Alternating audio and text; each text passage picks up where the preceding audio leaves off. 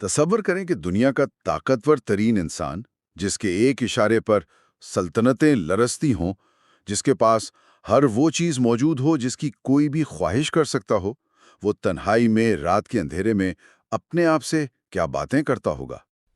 یہ واقعی ایک ایسا سوال ہے جو کسی کو بھی گہری سوچ میں ڈال دے، کیونکہ تاریخ بتاتی ہے کہ جب کسی انسان کے پاس بے پناہ طاقت آتی ہے تو عام طور پر اس کے ذہن میں غرور، سازشیں یا مزید فتوحات کے منصوبے جنم لیتے ہیں۔ بالکل۔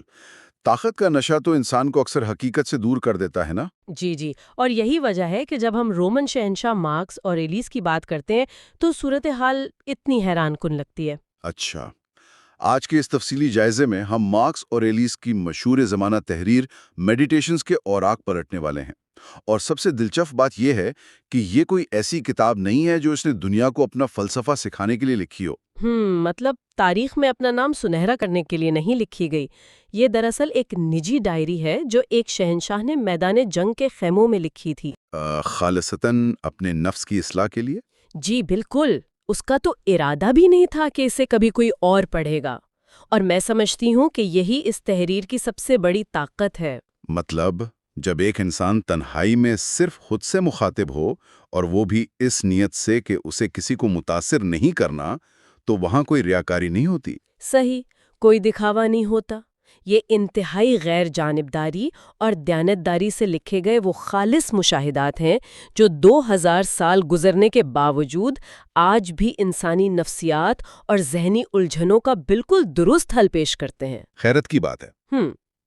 اس ڈائری میں کوئی فلسفیانہ تکبر نہیں ہے، بلکہ دنیا کے سب سے طاقتور انسان کی ایک عام انسان کی طرح خود کو بہتر بنانے کی جدوجہد نظر آتی ہے۔ اور اسی جدوجہد کو سمجھنا ہمارے آج کے اس علمی سفر کا مقصد ہے۔ لیکن آگے بڑھنے سے پہلے سننے والوں کی دلچسپی کے لیے بتاتا چلوں کہ پاسٹ ٹو پریزنٹ کے اس پلیٹ فارم پر علم دوستوں کی شمولیت واقعی ایک خوبصورت چیز ہے۔ بالکل، اور سننے والوں کی طرف سے ملنے والی سپورٹ واقعی اس سفر کو آگے بڑھانے کا حوصلہ دیتی ہے۔ اگر یہ علمی سفر پسند آتا ہے تو چینل کو سبسکرائب کرنا اور بیل آئیکن دبانا ایک اچھا قدم ہو سکتا ہے۔ اور اگر کامنٹس میں کوئی اپنی پسندیدہ کتاب کا نام لکھ دے تو اس سے نئے موضوعات تلاش کرنے میں بڑی مدد ملتی ہے۔ جی، اور ہاں، یہ واضح کرنا بھی ضروری ہے کہ اس مواد کی تیاری میں AI کی مدد لی گئی ہے، تو اگر کہیں تلفظ یا شناخت کی کوئی معمولی سی خامی ہو جائے تو اسے درگزر کیا جا سکتا ہے۔ بالکل صحیح کہا۔ تو بات شروع کرتے ہیں ڈائری کے پہلے باب سے۔ ہم مارکس اوریلیس کی ڈائری کے پہلے 2 حصوں یعنی بک 1 اور بک 2 پر گہری بات چیت کریں گے۔ بک 1، جسے عام طور پر قرض اور اسباق کہا جاتا ہے، مارکس نے اس کا آغاز اپنی فتوحات کی لسٹ سے نہیں کیا، بلکہ اس نے ان تمام لوگوں کا شکریہ ادا کیا ہے جنہوں نے اس کا کردار بنایا۔ دیکھیں، یہ نقطہ بہت گہرا ہے۔ دنیا پر حکومت کرنے سے پہلے انسان کو یہ سمجھنا پڑتا ہے کہ اس کی اپنی شخصیت کی بنیاد کن لوگوں نے رکھی ہے۔ صحیح۔ ماتھیس مکمل انکساری کے ساتھ ایک فہرست بناتا ہے اور ہر اس شخص کا ذکر کرتا ہے جس سے اس نے کچھ سیکھا، چاہے وہ چھوٹا سبق ہو یا بڑا۔ یعنی وہ ان تمام خوبیوں کو اپنے اوپر ایک قرض سمجھتا ہے؟ بالکل، جو خوبیاں اسے کامیاب حکمران بناتی ہیں وہ انہیں قرض مانتا ہے۔ جب ہم ان اوراق کو پڑھتے ہیں تو وہ سب سے پہلے اپنے دادا ویرس کا ذکر کرتا ہے۔ وہ لکھتا ہے کہ اس نے ان سے عاجزی اور اپنے غصے پر قابو پانا سیکھا۔ اور پھر وہ اپنے والد کا حوالہ دیتا ہے نا کہ کیسے ان کی یاد سے اس نے بردباری اور خودداری سیکھی۔ جی، اور وہ بھی بغیر کسی تکبر کے۔ اپنی والدہ کے بارے میں کہتا ہے کہ ان سے سادگی اور کسی کا برا نہ سوچنے کی عادت اپنائی۔ اور صرف خاندان ہی نہیں، وہ تو اپنے اساتذہ پر بھی بہت تفصیل سے بات کرتا ہے۔ یہ چیز اس کی ذہنی بلوغت کو ظاہر کرتی ہے۔ مطلب اساتذہ کا کردار ایک شہنشاہ کی زندگی میں۔ جی، مثال کے طور پر وہ رسٹکس نامی ایک استاد کا ذکر کرتا ہے۔ مارکس مانتا ہے کہ یہ رسٹکس ہی تھا جس نے سب سے پہلے اسے یہ کڑوا سچ بتایا کہ اس کی زندگی اور اس کے کردار کو اصلاح کی ضرورت ہے۔ ایک منٹ، یہاں مجھے ایک بات سمجھنے دیں۔ ایک عام استاد کا کسی شہنشاہ کے پاس جا کر یہ کہنا کہ تمہارے کردار میں خامیاں ہیں اور تمہیں خود کو ٹھیک کرنے کی ضرورت ہے، یہ تو بڑی ہمت کی بات ہے۔ بہت بڑی ہمت کی بات ہے، اور اس سے بھی بڑی بات یہ ہے کہ مارکس نے اس تنقید کو خلوص دل سے قبول کیا۔ غصہ نہیں کیا۔ ارے واہ! اور میں بتاتی چلوں کہ ریسٹکس نے ہی مارکس کو ایپکٹیٹس کی تحریروں اور سٹوئک فلسفے سے متعارف کرایا تھا۔ اچھا، یہاں میں تھوڑا سا روکنا چاہوں گا۔ ہم بار بار سٹوئک فلسفے کا ذکر کر رہے ہیں۔ جو لوگ اس اصطلاح سے زیادہ واقف نہیں، ان کے ذہن میں شاید یہ خاکہ ابھرے کہ سٹوئک ہونے کا مطلب ایک ایسا روبوٹ بن جانا ہے جس کے اندر کوئی جذبات نہ ہوں۔ تو کیا ہم اسے تھوڑا آسان الفاظ میں واضح کر سکتے ہیں؟ جی بالکل، یہ ایک بہت عام غلط فہمی ہے۔ سٹوئک فلسفے کا مطلب جذبات کو مارنا یا بے حس ہونا ہرگز نہیں ہے۔ تو پھر اس کا اصل مقصد کیا ہے؟ اس کا بنیادی اصول بس اتنا سا ہے کہ دنیا میں دو طرح کی چیزیں ہیں، ایک وہ جو ہمارے کنٹرول میں ہے اور دوسری وہ جو ہمارے کنٹرول میں نہیں ہے۔ جیسے موسم یا حالات؟ بالکل، جو کچھ ہمارے کنٹرول میں نہیں ہے، جیسے موسم، دوسرے لوگوں کا رویہ یا اچانک آنے والی مصیبتیں، ان پر غصہ کرنا یا پریشان ہونا بے وقوفی ہے۔ صحیح۔ اور جو چیز ہمارے کنٹرول میں ہے، یعنی ہمارا اپنا رد عمل، ہماری اپنی سوچ، ہمارا کردار، ہمیں اپنی ساری توانائی اسے بہتر بنانے پر لگانی چاہیے۔ زبردست! یہ تو بہت واضح ہو گیا۔ اور اسی فلسفے کی جھلک ہمیں اس کے ایک اور استاد اپولونیس کے ذکر میں بھی ملتی ہے۔ جی ہاں۔ مارکس لکھتا ہے کہ اپولونیس نے اسے سکھایا کہ حالات خواہ کتنے ہی سخت کیوں نہ ہو، شدید بیماری ہو یا کسی عزیز کا نقصان، انسان کو ہر حال میں ثابت قدم رہنا چاہیے۔ اور یقین مانیں، یہی وہ ذہنی تربیت تھی جس نے مارکس کو ایک ایسا شہنشاہ بنایا جو مشکل ترین حالات میں بھی گھبراتا نہیں تھا۔ لیکن اب ذرا اس کے نفسیاتی پہلو پر بات کرتے ہیں۔ عموماً جب لوگ طاقت یا کامیابی کے عروج پر پہنچتے ہیں، آج کل کے دور میں بھی دیکھ لیں، تو وہ خود کو سیلف میڈ کہنا بہت پسند کرتے ہیں۔ بہت عام سی بات ہے۔ وہ یہ تاثر دیتے ہیں کہ ان کی کامیابی صرف ان کی اپنی ذہانت کی وجہ سے ہے۔ بالکل۔ تو کیا ایک شہنشاہ کا رات کے اندھیرے میں بیٹھ کر لوگوں کے احسانات گننا دراصل اپنے اقتدار کے نشے سے بچنے اور خود کو زمین سے جوڑے رکھنے کی، جسے ہم گراؤنڈڈ رہنا کہتے ہیں، ایک شعوری مشق تھی؟ آپ نے بالکل درست لفظ استعمال کیا ہے، گراؤنڈڈ رہنا، یعنی اپنی حقیقت اور اپنی اوقات کو نہ بھولنا۔ طاقت کی سب سے بڑی خامی ہی یہ ہے کہ یہ انسان کو اندھا کر دیتی ہے۔ یعنی اسے یہ وہم ہو جاتا ہے کہ کائنات اس کے گرد گھوم رہی ہے۔ جی، اور مارکس تنہائی میں یہ فہرست بنا کر دراصل اپنے اندر کی انا کو کچل رہا تھا۔ کیا بات ہے! وہ خود کو یاد دلا رہا تھا کہ مجھ میں جو بھی اچھائی ہے وہ میری اپنی نہیں ہے، وہ مجھے فلاں استاد نے یا فلاں رشتہ دار نے دی ہے۔ مطلب جب ایک انسان اپنی ہر خوبی کو کسی دوسرے کی دین تسلیم کر لیتا ہے تو اس کے اندر غرور پیدا ہونے کی گنجائش ہی ختم ہو جاتی ہے۔ 100%۔ یہ تکبر کے خلاف ایک زبردست نفسیاتی ڈھال ہے۔ یہ کتنا خوبصورت تصور ہے۔ اور مزے کی بات یہ ہے کہ وہ صرف ان لوگوں کا شکر گزار نہیں جو اس کے ساتھ نرم تھے، بلکہ وہ ان لوگوں کو بھی یاد کر رہا ہے جنہوں نے اس کی غلطیوں کی نشاندہی کی۔ بالکل۔ تو اس طرح ڈائری کے پہلے باب میں وہ شکر گزاری سے اپنے کردار کی ایک ٹھوس بنیاد رکھ دیتا ہے۔ لیکن ایک بات ہے۔ جی فرمائیے۔ بند خیمے کے اندر تنہائی میں بیٹھ کر شکر گزار ہونا اور اچھے خیالات سوچنا ایک الگ بات ہے۔ اصل امتحان تو تب شروع ہوتا ہے نا، جب انسان اس خیمے سے باہر نکلتا ہے۔ بالکل، جب اسے عملی دنیا کے تلخ حقائق اور مشکل لوگوں کا سامنا کرنا پڑتا ہے۔ اور میرا خیال ہے کہ منطقی طور پر یہی وہ مقام ہے جو ہمیں ڈائری کے دوسرے باب یعنی بک 2 سے جوڑتا ہے۔ جی ہاں، خیمے سے باہر کی دنیا کوئی پرسکون جگہ نہیں تھی۔ یہ جاننا بہت ضروری ہے کہ بک 2 کن حالات میں لکھی گئی۔ کن حالات میں؟ یہ وہ وقت تھا جب مارکس دریائے گرانووا کے کنارے کوادی قبیلے کے خلاف ایک انتہائی سخت اور خونی جنگی مہم پر تھا۔ چاروں طرف کیچڑ، خون اور روزمرہ کی فوجی اور سیاسی سازشیں تھیں۔ ایسے اعصاب شکن ماحول میں بیٹھ کر ایک انسان اپنے نفس کو قابو میں رکھنے کی ترکیبیں لکھ رہا تھا۔ بالکل، اور اسی خوفناک جنگی ماحول میں اس کی وہ مشہور مارننگ روٹین سامنے آتی ہے جس پر آج کل کے لائف کوچز اتنی بات کرتے ہیں۔ ہاں، میں نے بھی اس کے بارے میں پڑھا ہے۔ ڈائری میں وہ لکھتا ہے کہ وہ صبح اٹھ کر خود کو کیسے تیار کرتا تھا۔ وہ خود سے کہتا ہے کہ آج میرا واسطہ ناشکرے، حاسد، خود غرض، دھوکے باز اور مغرور لوگوں سے پڑے گا۔ جی، اور یہ تو بالکل ایسا ہے جیسے پیر کی صبح کام پر جانے یا اپنا ای میل ان باکس کھولنے سے پہلے کوئی انسان ایک ذہنی ذرہ بختر پہن لے۔ زبردست ذہنی ذرہ بختر والی مثال، بہت عمدہ ہے۔ جب ہم پہلے سے یہ توقع کر لیتے ہیں کہ دنیا کے لوگ فرشتے نہیں ہیں اور ہمیں تلخ رویوں کا سامنا کرنا پڑے گا تو ہم اچانک ملنے والے دھچکے سے بچ جاتے ہیں۔ لیکن مارکس صرف یہیں تک نہیں رکتا، اس سے اگلا قدم زیادہ اہم ہے۔ وہ ان برے رویوں کی وجہ بیان کرتا ہے۔ وہ کیا وجہ بتاتا ہے؟ وہ کہتا ہے کہ یہ لوگ برے اس لیے ہیں کیونکہ وہ اچھائی اور بلائی کی تفریق سے ناواقف ہیں۔ وہ لا علمی میں ایسا کر رہے ہیں۔ اچھا، لیکن یہاں میرے ذہن میں ایک سخت سوال پیدا ہوتا ہے۔ جی پوچھئے۔ کیا ہر وقت دوسروں کی بری حرکتوں، ان کی سازشوں اور تانوں کو محض ان کی لا علمی سمجھ کر درگزر کر دینا انسان کو دنیا کے سامنے کمزور نہیں بناتا؟ مطلب آپ کا کہنا ہے کہ کہیں انسان جذباتی طور پر تھک نہ جائے؟ بالکل۔ مطلب اگر کوئی میرے ساتھ مسلسل دھوکہ کر رہا ہے اور میں ہر بار یہی کہوں کہ بیچارہ اسے تو پتہ ہی نہیں کہ وہ کیا کر رہا ہے، تو کیا یہ حقیقت سے فرار نہیں ہے؟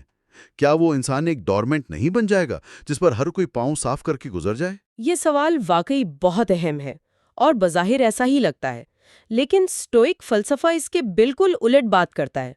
دیکھیں، غصہ اور نفرت یہ وہ جذبات ہیں جو انسان کی اصل توانائی نچوڑ لیتے ہیں۔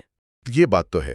جب کوئی آپ کے ساتھ برا سلوک کرتا ہے اور آپ اس پر غصے سے بھر جاتے ہیں تو دراصل آپ اپنا ذہنی سکون اور اپنی خوشی کا ریموٹ کنٹرول اس شخص کے ہاتھ میں دے دیتے ہیں۔ ہاں، یہ بہت گہری بات کہہ دی آپ نے۔ مارکس یہ سمجھ چکا تھا کہ دوسروں کا رویہ اس کے کنٹرول میں نہیں ہے۔ وہ کتنا ہی طاقتور شہنشاہ کیوں نہ ہو، وہ لوگوں کے دلوں اور ان کی نیتوں پر حکومت نہیں کر سکتا۔ یعنی وہ یہ جانتا تھا کہ غصہ کرنے سے وہ شخص تو نہیں بدلے گا، بس اس کا اپنا دن خراب ہو جائے گا۔ بالکل۔ مارکس کا استدلال یہ تھا کہ ہم سب ایک ہی کائناتی نظام کا حصہ ہیں، ہم ایک دوسرے کی مدد کے لیے بنائے گئے ہیں۔ وہ ایک بڑی خوبصورت تمثیل استعمال کرتا ہے کہ انسانوں کو بالکل ویسے ہی مل کر کام کرنا چاہیے جیسے اوپری اور نچلے جبڑے کے دانت ایک ساتھ کام کرتے ہیں۔ دانتوں کی مثال دلچسپ ہے۔ جی، اب اگر نچلے جبڑے کا دانت بیمار ہے تو اوپری جبڑے کو اس سے لڑنا نہیں چاہیے بلکہ اپنا کام جاری رکھنا چاہیے۔ جب وہ یہ سوچ لیتا ہے کہ سامنے والے کی برائی اس کی جہالت ہے تو وہ اس کے رویے کا بوجھ اپنے کندھوں سے اتار پھینکتا ہے۔ کیا بات ہے! مطلب یہ تھکانے والا عمل نہیں ہے، یہ تو سراسر آزادی ہے۔ 100%۔ اس سے اس کی وہ توانائی بچتی ہے جو اسے سلطنت چلانے اور جنگیں لڑنے کے لیے درکار ہے۔ واہ! یہ دوسروں کو معاف کرنے سے زیادہ دراصل خود کو آزاد کرنے کا عمل ہے۔ اور جب ایک انسان خود کو دوسروں کے رویوں کی قید سے اور غصے سے آزاد کر لیتا ہے تب اسے وہ فرصت ملتی ہے کہ وہ زندگی کی سب سے بڑی اور کڑوی حقیقت پر غور کر سکے۔ اور وہ حقیقت کیا ہے؟ وہ حقیقت ہے وقت کا تیزی سے گزرنا اور موت کا تصور۔ ہم دیکھتے ہیں کہ بک 2 کا ایک بڑا حصہ اسی موضوع پر مرکوز ہے۔ جی ہاں، مارکس موت کے بارے میں اتنی گہری اور بے باک گفتگو کرتا ہے کہ انسان دنگ رہ جاتا ہے۔ بالکل، اس کا نظریہ بہت حقیقت پسندانہ لگتا ہے۔ جب انسان غصے اور انا کے چکر سے نکلتا ہے تب اسے احساس ہوتا ہے کہ دوسروں کی خامیوں پر کڑھنے اور بدلے لینے کے لیے تو زندگی بہت ہی چھوٹی ہے۔ صحیح۔ مارکس اوریلیس بار بار اس بات پر زور دیتا ہے کہ موت کوئی خوفناک بلا نہیں ہے بلکہ یہ فطرت کا ایک عام اور ضروری عمل ہے۔ جیسے پیدا ہونا فطرت ہے ویسے ہی مرنا بھی فطرت ہے۔ ڈائری میں وہ جس طرح خود کو تنبیہ کرتا ہے وہ الفاظ تو سیدھے دل پر لگتے ہیں۔ وہ کہتا ہے تم نے کب سے اپنی ذہنی اور روحانی اصلاح کو کل پٹال رکھا ہے، وقت تیزی سے گزر رہا ہے، اور اگر تم نے اب بھی خود کو سنوارنے کی کوشش نہ کی تو وقت ختم ہو جائے گا اور تم بھی اس کے ساتھ ختم ہو جاؤ گے۔ جی، وہ اس بات پر زور دیتا ہے کہ ہر کام ایسے کرو جیسے یہ تمہاری زندگی کا آخری کام ہو۔ موت سے ڈرنے کو وہ ایک بچے کی سی بے وقوفی قرار دیتا ہے۔ اور موت کی اس حقیقت کو وہ سیدھا شہرت اور ناموری کے تصور سے جوڑتا ہے نا۔ بالکل۔ لوگ ساری زندگی اس وہم میں دوڑتے رہتے ہیں کہ مرنے کے بعد انہیں یاد رکھا جائے گا، ان کے نام کی تختیاں لگیں گی۔ جبکہ مارکس تو خود ایک رومن شہنشاہ تھا جس کے نام کے سکے چلتے تھے، مجسمے بنتے تھے۔ اس کے باوجود وہ تنہائی میں خود کو یاد دلاتا ہے کہ موت کے بعد شہرت کی کوئی حیثیت نہیں۔ جو لوگ آج تمہاری واہ واہ کر رہے ہیں کل وہ مر جائیں گے، پھر ان کے بعد آنے والی نسل بھی مر جائے گی۔ یعنی آخرکار تاریخ کے پنوں سے ہر یادداشت مٹ جائے گی۔ جی، تو پھر پیچھے کیا بچتا ہے؟ بچنے والی واحد چیز انسان کا فلسفہ ہے، یعنی اپنے اندر کی روح کو آلودگی اور ریاکاری سے پاک رکھنا۔ اچھا، یہی تو میرا سوال ہے۔ اگر موت برحق ہے، زندگی واقعی ایک لمحہ ہے اور شہرت کی کوئی وقت ہی نہیں، تو پھر ایک انسان کو کچھ بھی کیوں کرنا چاہیے؟ مطلب عمل کیوں کیا جائے؟ ہاں، اگر سب کچھ مٹی جانا ہے تو پھر مارکس کو صبح اٹھ کر خیمے سے باہر نکلنے، کوارڈی قبیلے سے جنگیں لڑنے یا اتنی بڑی سلطنت کا نظام چلانے کی کیا زحمت کرنی چاہیے؟ یہ ایک بہت منطقی الجھن ہے۔ مطلب کیا یہ فلسفہ انسان کو دنیاوی کاموں سے مکمل طور پر مایوس نہیں کر دیتا؟ اگر آخری منزل خاک ہی ہے تو پھر عمل کی کیا ضرورت ہے؟ یہ وہ موڑ ہے جہاں اکثر لوگ اس فلسفے کو سمجھنے میں مار کھا جاتے ہیں اور اسے دنیا کو چھوڑ دینے کا نام دے دیتے ہیں۔ صحیح؟ لیکن سٹوئک فلسفے کا مقصد ہرگز انسان کو غیر فعال کرنا نہیں ہے۔ اس الجھن کا بہترین جواب حال یعنی پریزنٹ مومنٹ کی قدر اور انسان کے فطری فرض میں چھپا ہے۔ وہ کیسے؟ اسے تھوڑا اور کھول کر بیان کریں ذرا۔ دیکھیں، مارکس کا ماننا ہے کہ اگرچہ زندگی چھوٹی ہے اور پوری کائنات کے وقت کے مقابلے میں انسان کی عمر 1 سیکنڈ سے بھی کم ہے، لیکن اسی کائنات نے اور اسی فطرت نے انسان کو پیدا کیا ہے اور اسے کچھ فرائض سونپے ہیں۔ یعنی ایک انسان ہونے کے ناطے؟ جی، ہمارا سب سے بڑا مقصد معاشرے کا ایک کارآمد حصہ بننا ہے۔ انسان اکیلا رہنے کے لیے نہیں بنا۔ مارکس کا ماننا ہے کہ چونکہ وہ شہنشاہ ہے تو شہنشاہ ہونا اس کا فطری فرض ہے اور اسے یہ فرض پوری دیانتداری سے ادا کرنا ہے۔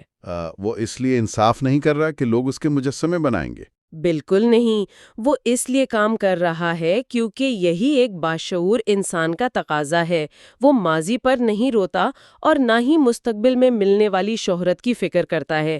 وہ صرف آج میں اس لمحے میں جی رہا ہے اور اس لمحے کا بہترین استعمال ہی اس کی اصل کامیابی ہے۔ یہ تو ایک زبردست نفسیاتی ہیک ہے۔ یعنی جب ہم اپنے کام کو اس کے نتیجے سے یا لوگوں کی تعریف سے کاٹ دیتے ہیں تو کام کرنا بہت آسان ہو جاتا ہے۔ 100% ایسا ہی ہے۔ آج کے دور میں سوچیں، ایک انسان اس لیے پریشان ہے کہ اس کا باس اس کے پروجیکٹ کے بارے میں کیا کہے گا یا سوشل میڈیا پر اس کی پوسٹ کو کتنے لائکس ملیں گے۔ اور مارکس یہ سکھا رہا ہے کہ پروجیکٹ اچھا بنانا تمہارا فرض ہے، اسے کرو اور پھر یہ بھول جاؤ کہ اس پر واہ واہ ہوگی یا نہیں۔ کیونکہ واہ واہ کرنے والے بھی ایک دن خاک ہو جائیں گے۔ اس سوچ سے تو کام کا سارا دباؤ ہی ختم ہو جاتا ہے۔ بالکل درست، یہی وہ ذہنی آزادی ہے جس کی ہم بات کر رہے تھے۔ یہ فلسفہ انسان کو بے پرواہ نہیں بناتا بلکہ اسے نتائج کی بلا وجہ کی فکر سے آزاد کر کے خالص عمل پر توجہ دینے کا حوصلہ دیتا ہے۔ کیا بات ہے! اس گفتگو نے واقعی سوچنے کے کئی نئے زاویے کھول دیے ہیں۔ اس تفصیلی جائزے میں ہم نے اب تک جو کچھ کھوجا ہے وہ صرف تاریخ کا ایک ورق نہیں بلکہ کسی بھی دور کے انسان کے لیے ایک بہترین عملی مشعل راہ ہے۔ جی ہاں، شکر گزاری سے لے کر موت کے تصور تک۔ بالکل، ہم نے دیکھا کہ کیسے شکر گزاری محض ایک رسم نہیں بلکہ انا کو ختم کرنے اور کردار کی بنیادیں مضبوط کرنے کا ایک طاقتور ہتھیار ہے۔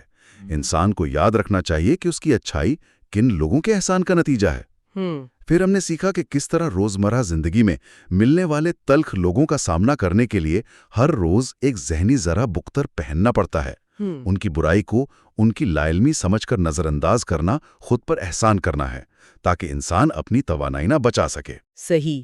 اور آخر میں موت کو ایک فطری عمل مان کر شہرت کی پرواہ کیے بغیر انسان اپنے آج کو بہترین طریقے سے گزار سکتا ہے۔ بالکل، اور سب سے اہم بات جو ہمیشہ یاد رکھنی چاہیے وہ یہ ہے کہ یہ کوئی کتابی باتیں نہیں ہیں جو کسی مفکر نے آرام دہ کمرے میں بیٹھ کر دنیا کو نصیحت کرنے کے لیے لکھی ہوں۔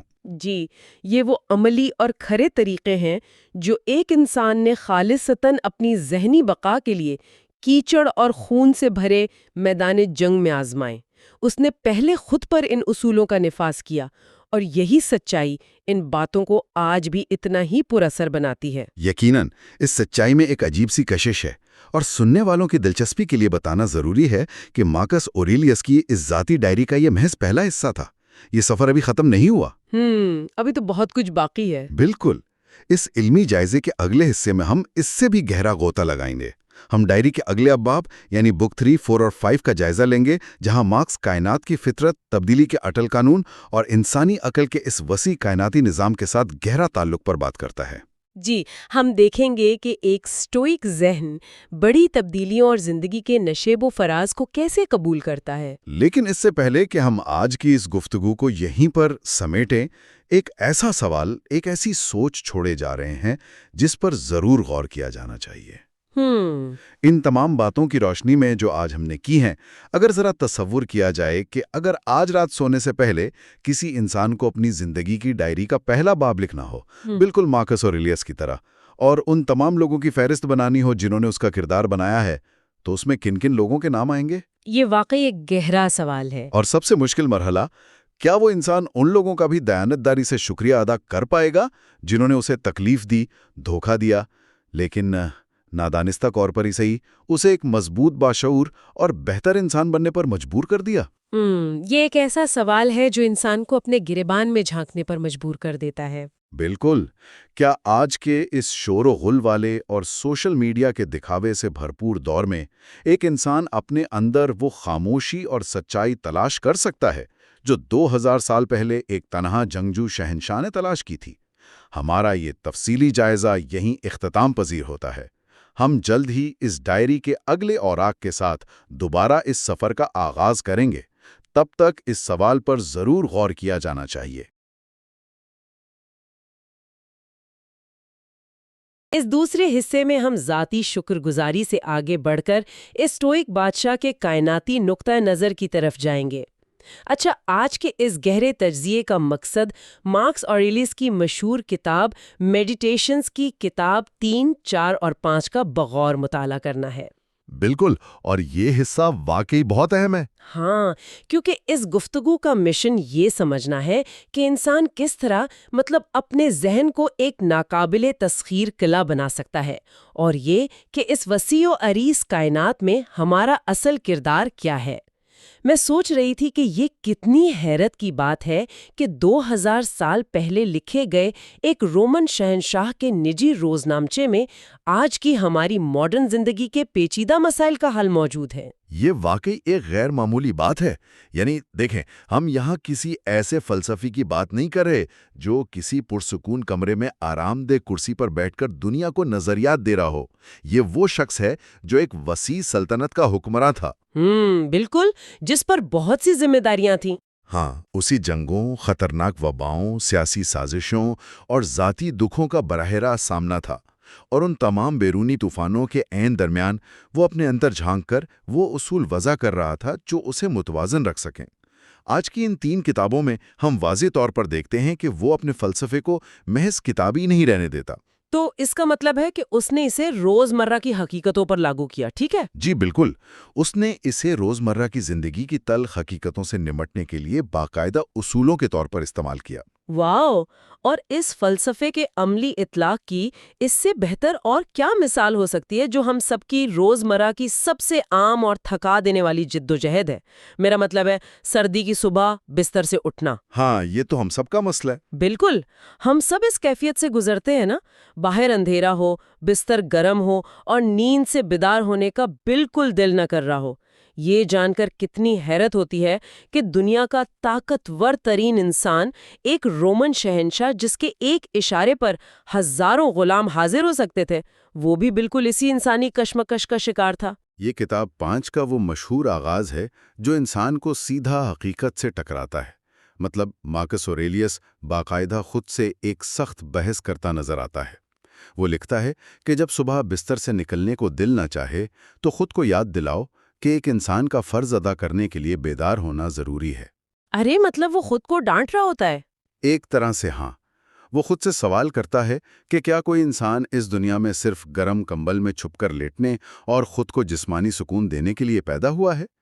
پھر وہ کائنات کے ایک انتہائی گہرے مشاہدے کی طرف اشارہ کرتا ہے۔ وہ کہتا ہے کہ ذرا پودوں، چڑیوں، چیونٹیوں، مکڑیوں اور مکھیوں کو دیکھیں۔ تو وہ ان چھوٹی مخلوقات کی مثال دے رہا ہے۔ بالکل، وہ کہتا ہے کہ یہ سب کائنات کے اس عظیم نظام کو چلانے کے لیے، اسے ایک ترتیب میں رکھنے کے لیے خاموشی سے اپنا کام کر رہے ہیں۔ تو پھر ایک انسان ہونے کے ناطے ہم اپنا کائناتی کام کیوں نہیں کر رہے؟ ٹھیک ہے، چلیں اس کا تفصیلی جائزہ لیتے ہیں۔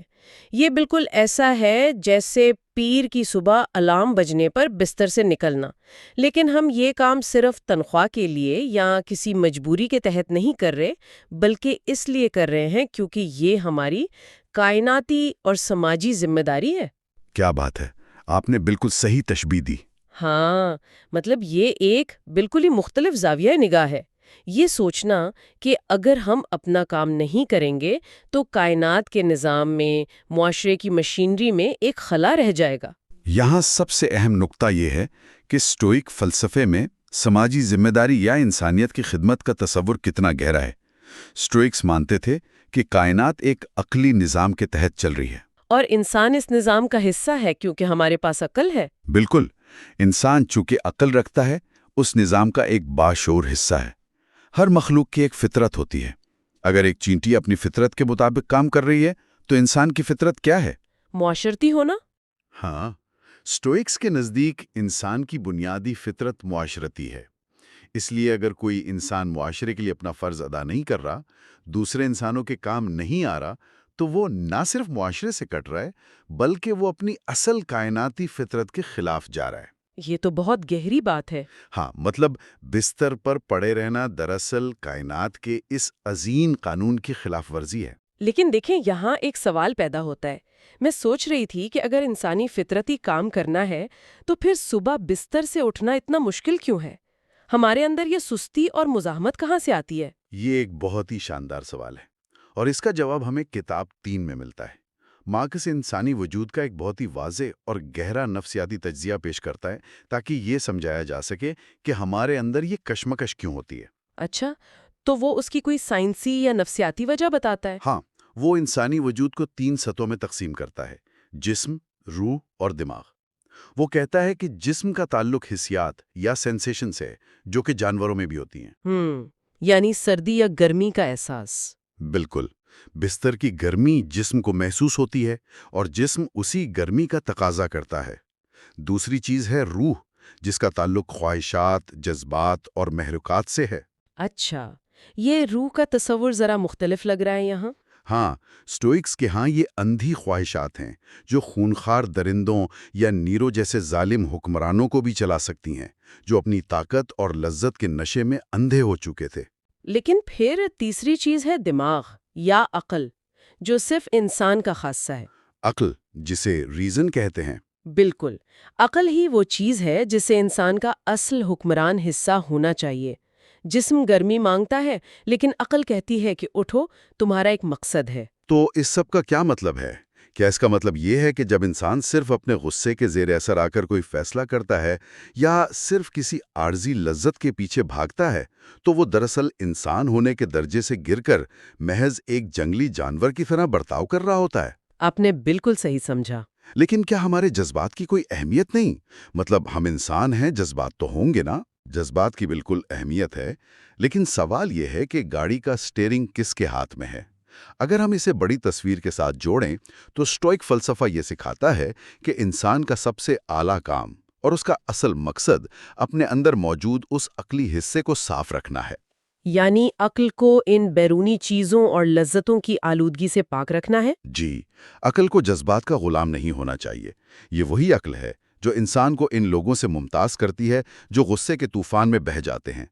مارکس ہمیں یاد دلاتا ہے کہ زندگی کے ہر واقعے کو عقل کی کسوٹی پر پرکھنا چاہیے۔ صحیح۔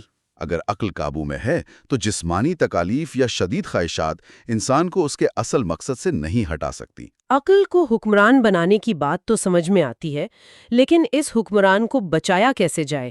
مطلب دنیا کی آفراتفری، روزمرہ کی ذہنی تھکاوٹ اور بیرونی حملوں سے عقل کو کیسے محفوظ رکھا جائے؟ یہ واقعی ایک بڑا چیلنج ہے۔ ذرا تصور کریں، ایک رومن شہنشاہ جس پر پوری دنیا کی ذمہ داری ہے، لوگ اس سے مطالبات کر رہے ہیں، جنگیں ہو رہی ہیں، وہ ذہنی سکون کے لیے کہاں چھٹیاں گزارنے جاتا ہوگا؟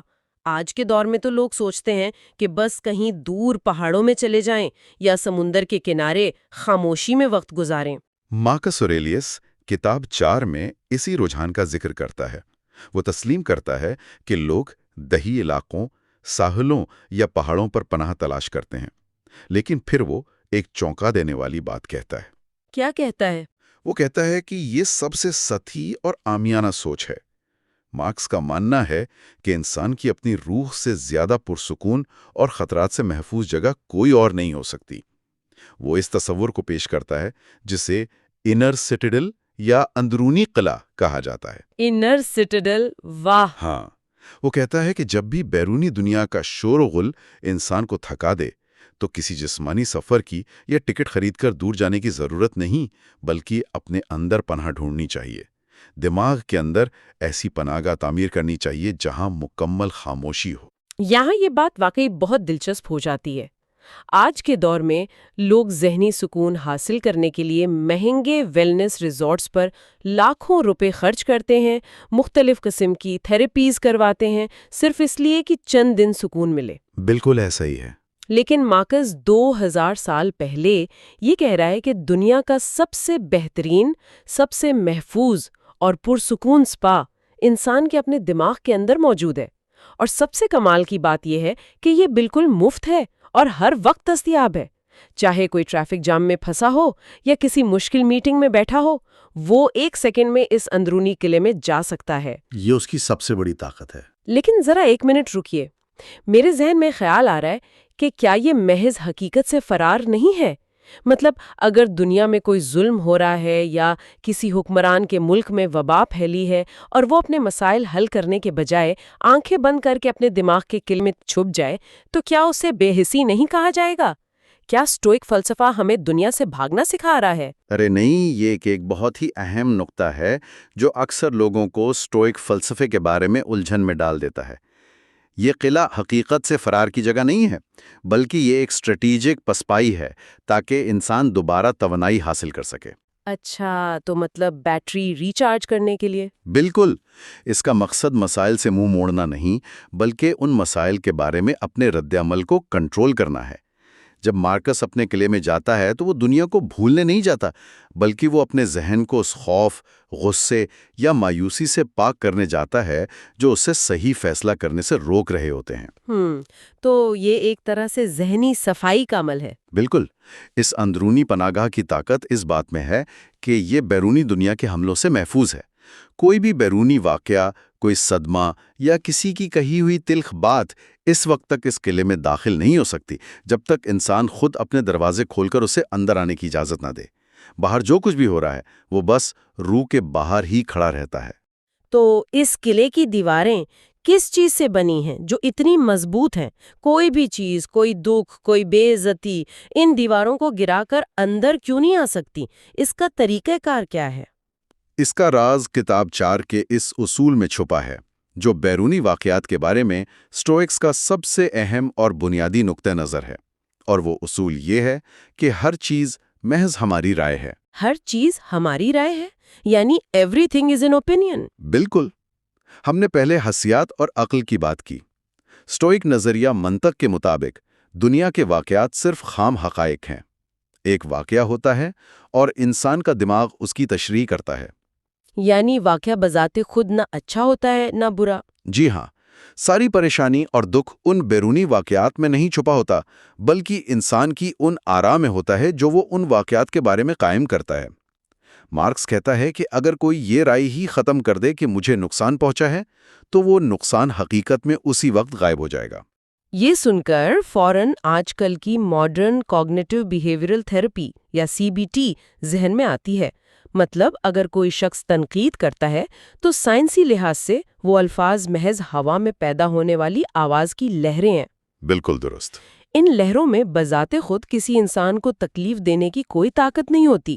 یہ انسان کا اپنا دماغ ہے، اس کی اپنی رائے ہے جو ان لہروں کو بے عزتی کا لیبل لگاتی ہے اور پھر وہ لیبل تکلیف پہنچاتا ہے۔ بالکل ایسا ہی ہے۔ یہ ایک اہم سوال کھڑا کرتا ہے کہ ہماری زندگی کی کتنی تکالیف، کتنے دکھ ہماری اپنی پیدا کردہ آراء کا نتیجہ ہیں۔ ماہرین نفسیات آج جس چیز کی مشق کرواتے ہیں، مارکس وہ مشق ہر روز خود پر کرتا تھا۔ وہ کیسے کرتا تھا یہ مشق؟ وہ چیزوں کو ان کی اصل اور بنیادی حالت میں دیکھنے کی مشق کرتا تھا تاکہ جھوٹے خیالات اور لیبلز کو ہٹایا جا سکے۔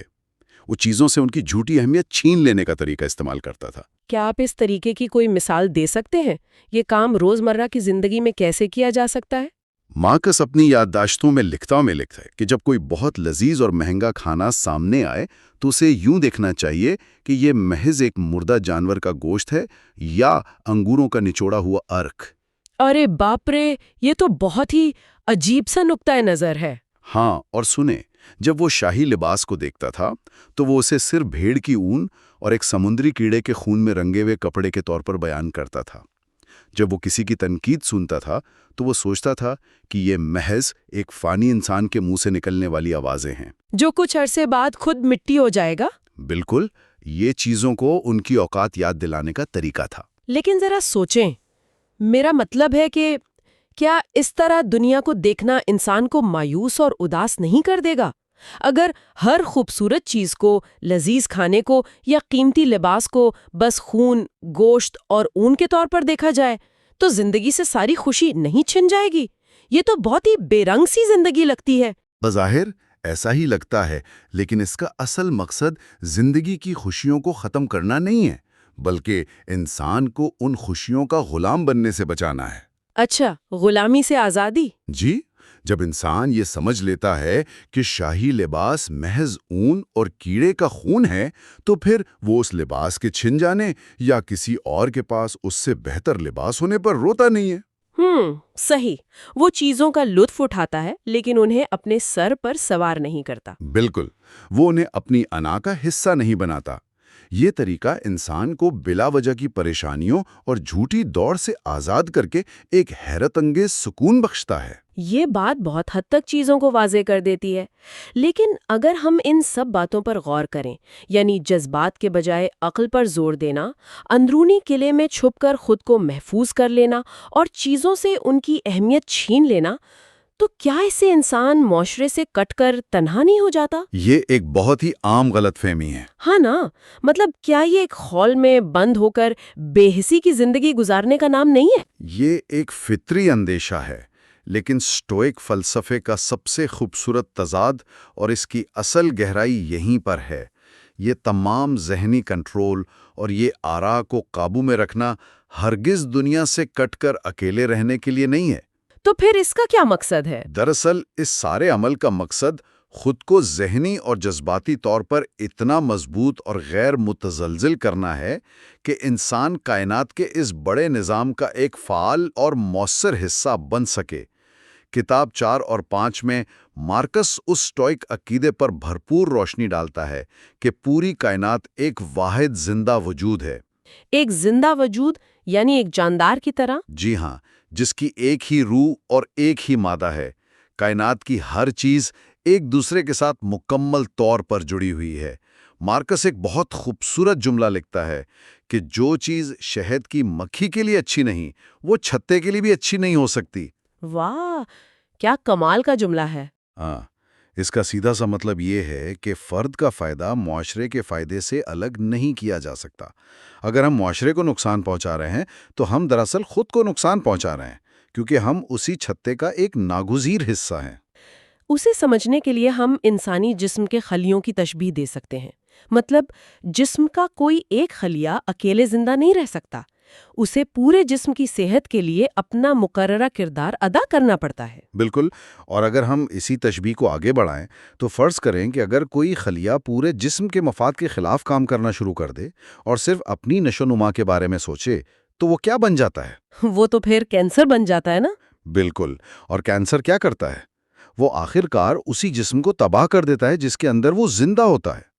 مارکس کا پیغام یہی ہے کہ ایک انسان جو صرف اپنے مفاد کے لیے سوچتا ہے اور اس کائناتی وحدت سے بغاوت کرتا ہے، وہ دراصل معاشرے کا کینسر بن جاتا ہے، وہ خود کو تباہی کی طرف لے جا رہا ہوتا ہے۔ یہ ایک بہت ہی طاقتور تصویر کشی ہے۔ تو اس کا مطلب ہے کہ انسان صرف اپنے خاندان یا اپنے شہر کا شہری نہیں ہے، بلکہ اس سے کہیں بڑھ کر ہے۔ جی، سٹوئکس اسی لیے کائناتی شہر یا کاسمک سٹی کے تصور پر غیر متزلزل یقین رکھتے تھے۔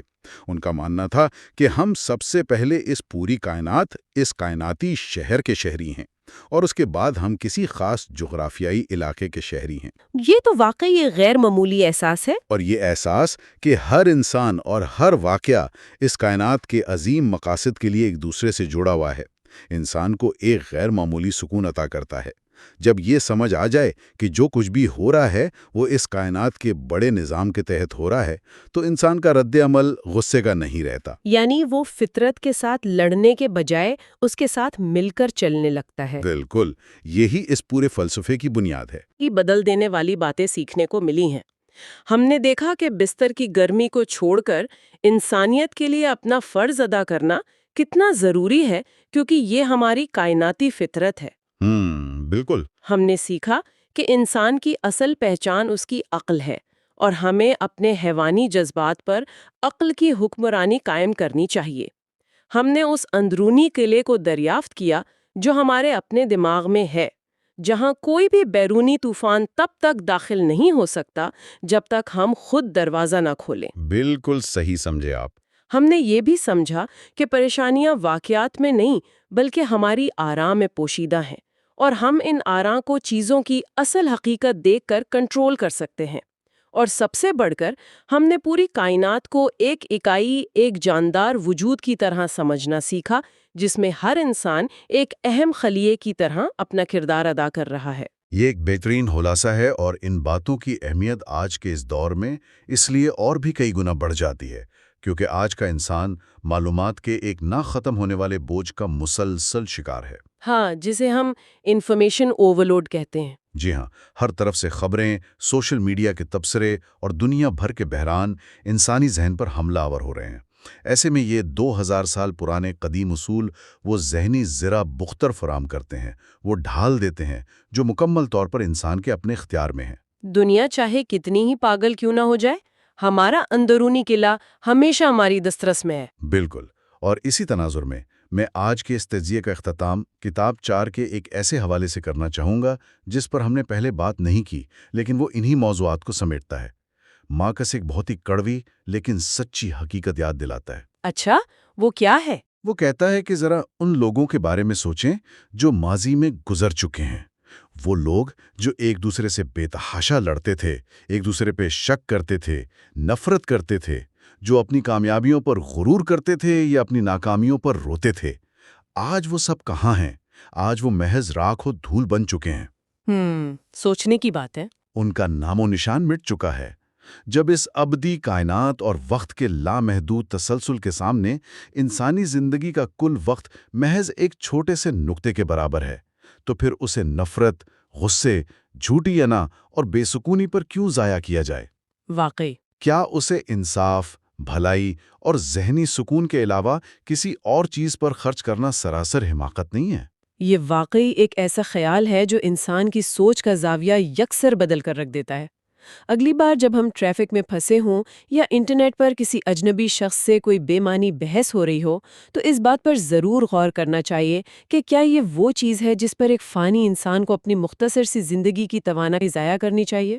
بالکل، یہی وہ سبق ہے جو مارکس ہمیں دینا چاہتا ہے۔ اگلے حصے میں ہم ناانصافی، شہرت اور زندگی کے فانی ہونے سے نمٹنے کے لیے مارکس اوریلیس کی حکمت عملیوں کا جائزہ لیں گے۔ کتاب 6، 7، 8، 9۔ ہم میڈیٹیشنز کے اپنی تحقیق جاری رکھتے ہیں۔ اس تیسرے حصے میں ہم دیکھتے ہیں کہ ایک بادشاہ کس طرح عظیم سلطنت، جنگ کے دباؤ اور انسانی تعریف کی بدلتی ہوئی فطرت سے نپٹ رہا ہے۔ ذرا اس منظر کو اپنے ذہن میں لانے کی کوشش کریں۔ ہاں بالکل، یہ بہت ضروری ہے۔ مطلب ایک عام تصور تو یہی ہے نا کہ جب کسی شخص کے پاس قطعی طاقت آ جائے، یعنی ایبسولوٹ پاور، تو اس کے اندر غمند اور ایگو پیدا ہو جاتی ہے، اور شہرت کی بھوک بھی۔ ایگزیکٹلی، شہرت کی بھوک پیدا ہو جاتی ہے۔ لیکن یہاں تاریخ کا ایک بالکل مختلف رخ ہمارے سامنے آتا ہے۔ صحیح بات ہے۔ رومن امپائر اپنے سب سے مشکل دور سے گزر رہا ہے۔ سرحدوں پر خونخوار حملے ہو رہے ہیں اور اندرونی طور پر وبا نے تباہی مچائی ہوئی ہے۔ ہاں، وہ اینٹونائن پلیگ جسے کہتے ہیں۔ بالکل، لاشوں کے ڈھیر لگ رہے ہیں، اور ان سب آفتوں کے درمیان دنیا کا سب سے طاقتور آدمی رومن شاہنشاہ مارکس اوریلیس اپنے خیمے میں بیٹھ کر کیا کر رہا ہے؟ وہ کسی پر غصہ نہیں کر رہا، بلکہ اپنی ہی ڈائری میں اپنے ذہن کو شانت کرنے کی مشق کر رہا ہے۔ یہی تو اس کتاب کی خوبصورتی ہے۔ آج کی اس گہری گفتگو کا مقصد دراصل میڈیٹیشنز کی 4تھی، 7ویں، 8ویں اور 9ویں کتاب کا تجزیہ کرنا ہے۔ ہمارا مشن یہ سمجھنا ہے کہ یہ ذہنی سکون کوئی قدرتی تحفہ نہیں تھا، نہیں، بالکل نہیں، بلکہ یہ ایک مسلسل ذہنی جدوجہد تھی، اور ہم اس سے کیا سیکھ سکتے ہیں۔ یہاں جو سب سے پہلی اور بنیادی بات سمجھنے والی ہے وہ یہ کہ میڈیٹیشنز کوئی ایسی کتاب نہیں تھی جو دنیا کو دکھانے کے لیے لکھی گئی ہو، یعنی یہ کسی آڈینس کے لیے نہیں تھی۔ ہاں، وہ تو ایک پرسنل ڈائری تھی نا۔ بالکل، یہ ایک انسان کا اپنے ہی ذہن کے ساتھ مکالمہ تھا۔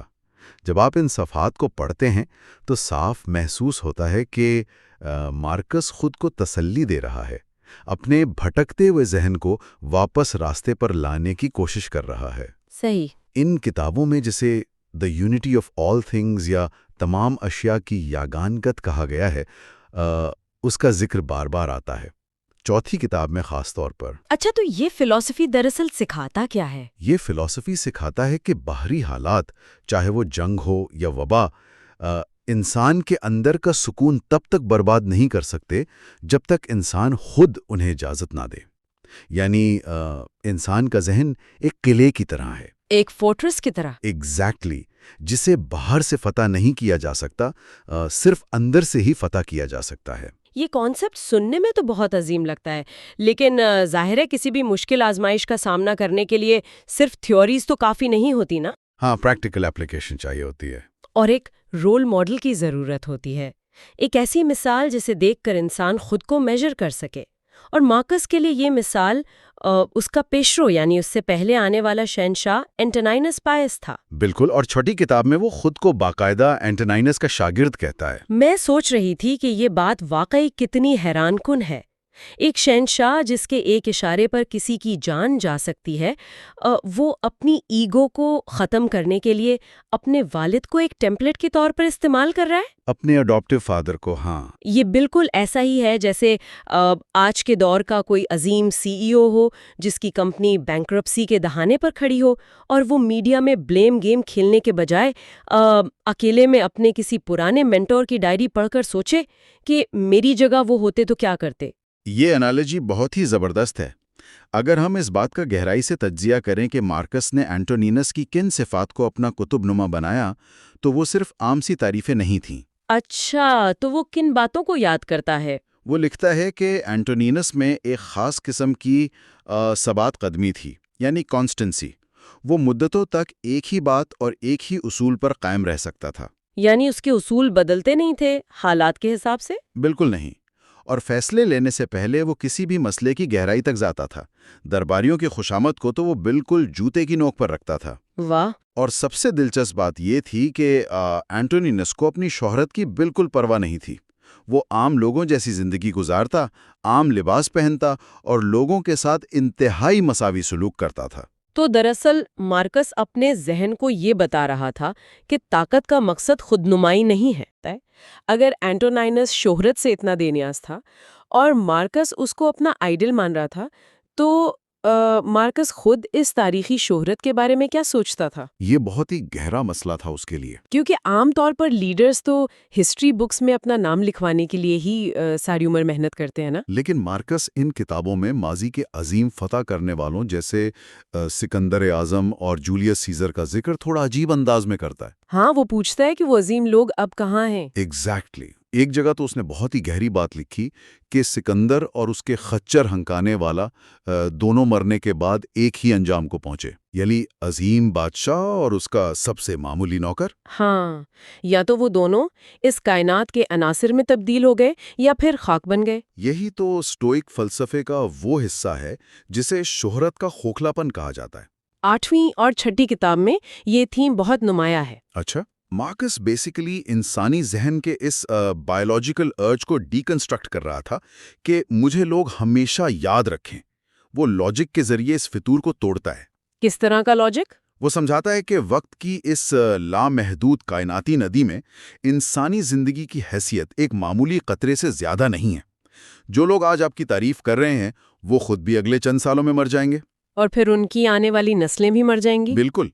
تو ایسی شہرت کا کیا فائدہ جو ان فانی لوگوں کی باتوں پر مبنی ہو جو خود مٹی بن جائیں گے؟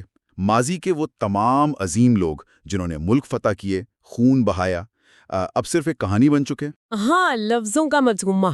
مارکس اس لاجک کے ذریعے دراصل اپنے دماغ کو اس غمنڈ سے آزاد کر رہا تھا جو بادشاہوں کو اندھا کر دیتا ہے۔ لیکن دیکھیں، میں یہاں تھوڑا پش بیک دینا چاہوں گی۔ جی ضرور۔ یہ لاجک اپنی جگہ ٹھیک ہے، لیکن کیا یہ ایک قسم کا پیراڈاکس نہیں ہے؟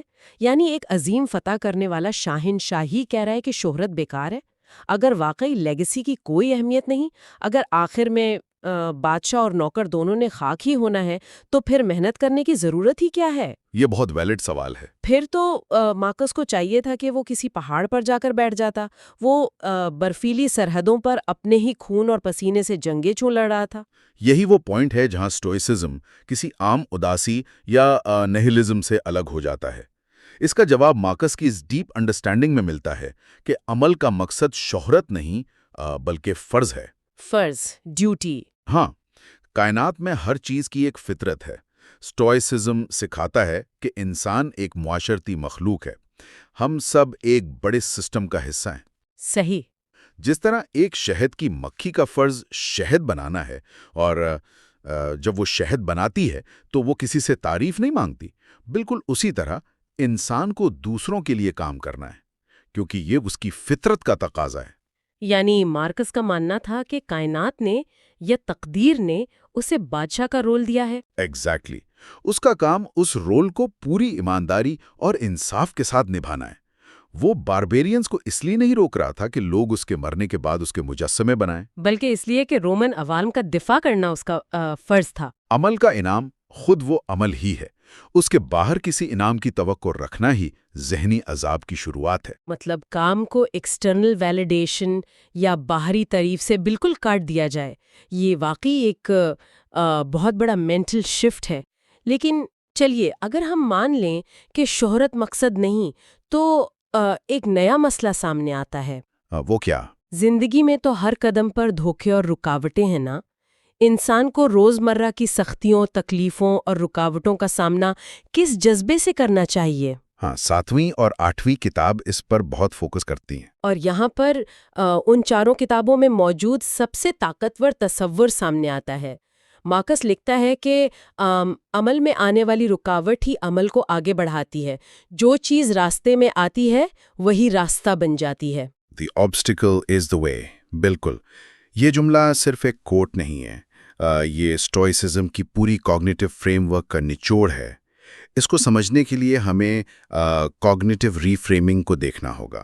وہ تھوڑا واضح کریں۔ عام طور پر جب دماغ کے سامنے کوئی رکاوٹ آتی ہے تو پہلا ری ایکشن بالکل بائیولوجیکل ہوتا ہے۔ دماغ کا وہ حصہ جو خوف کو کنٹرول کرتا ہے وہ ہائی جیک ہو جاتا ہے۔ انسان غصے یا شکایت کا شکار ہو جاتا ہے کہ میرے ساتھ یہ ایسا کیوں ہوا۔ ہاں، نیچرلی ہم کمپلین کرتے ہیں۔ لیکن مارکس اپنے دماغ کو ایک دوسرا راستہ دکھاتا ہے۔ وہ اس رکاوٹ کو آفت نہیں بلکہ ایک ہتھیار کے طور پر دیکھتا ہے۔ اس کی وضاحت کے لیے اس نے آگ کی بہت ہی گہری مثال دی ہے۔ ہاں، آگ کی مثال؟ ہاں، ایک چھوٹی آگ، مثلا ایک موم بتی کی آگ، کسی بھی ہوا کے جھونکے سے بجھ سکتی ہے، لیکن ایک بہت بڑی آگ کی فطرت مختلف ہوتی ہے۔ اگر اس بڑی آگ پر لکڑیاں یا کوئی بھی بھاری رکاوٹ پھینکی جائے تو وہ آگ دبتی نہیں ہے۔ اچھا، وہ تو اسے جلا دیتی ہے؟ بلکہ وہ اسے اپنا ایندھن بنا لیتی ہے اور اس سے مزید بڑھ کر طاقتور ہو جاتی ہے۔ یہ آگ کی مثال تو واقعی بہت پریکٹیکل ہے۔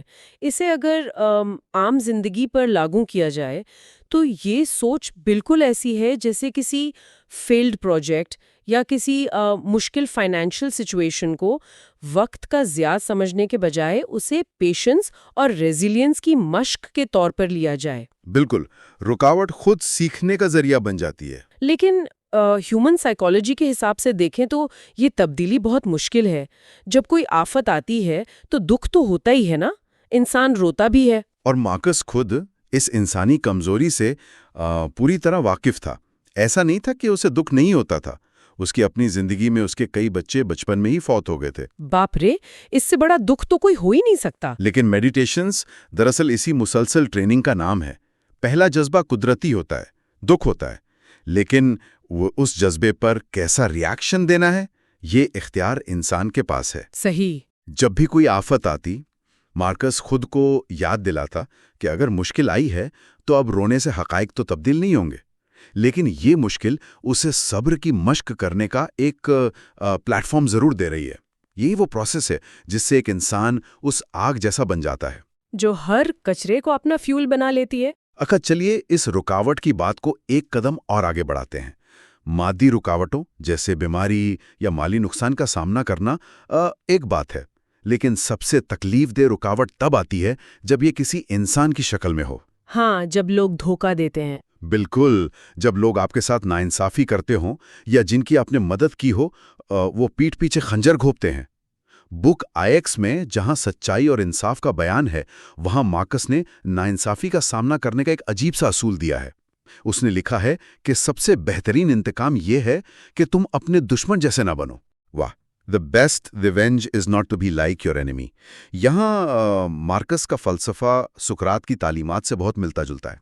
ان کا ماننا تھا کہ دنیا میں کوئی بھی انسان جان بوجھ کر برا نہیں ہوتا۔